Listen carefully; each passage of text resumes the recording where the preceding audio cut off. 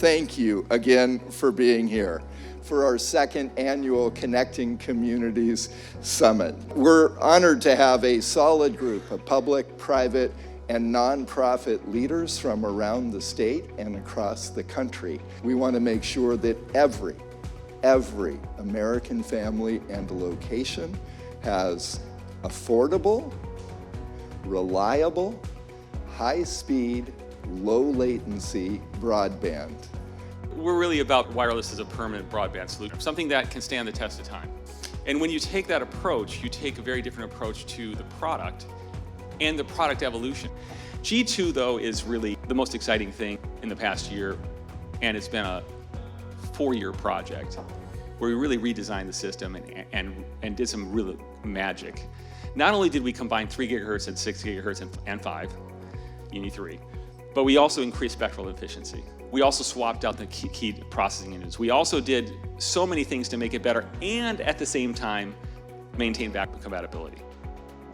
But Idaho knew well in advance of June 6th that we were going to have a problem connecting 92,000 homes to fiber with 583. It just wasn't cut it. Our estimates were going to be, closer to 1.1 billion. So we knew going into this thing that we were going to need a healthy mix of technology.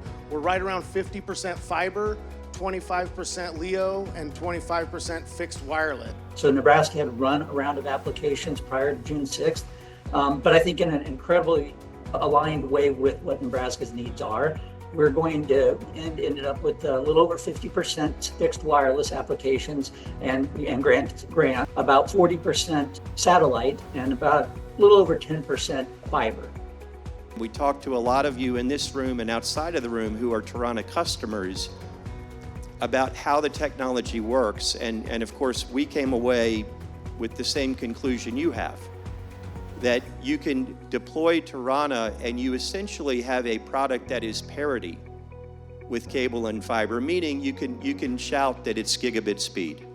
And as people have said today, the reliability is probably better at a fraction of the cost of fiber, and I can do it in several months versus 5 or 7 or 10 years. We really look at broadband networks as living organisms. They're born, they grow, they mature, they get old, they have to be maintained, they have to be upgraded. And so our work is never done in assessing where communities across our state and California are. We're tracking about a $21 billion savings, against deployment.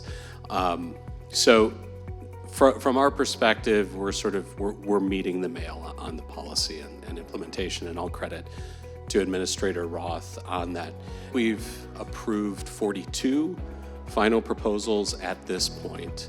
We're tracking to complete the rest expeditiously.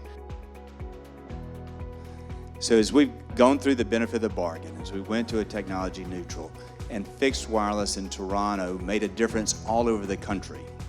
So the non-deployment funding that we're talking about that could really revolutionize advanced applications, whether it's in healthcare, in agriculture, in advanced manufacturing, and the other key infrastructure around AI, Tarana deserves a lot of credit. Because if you think about the savings and the cost effectiveness that they brought to each state so that we can now have the funds to strategically invest in the future.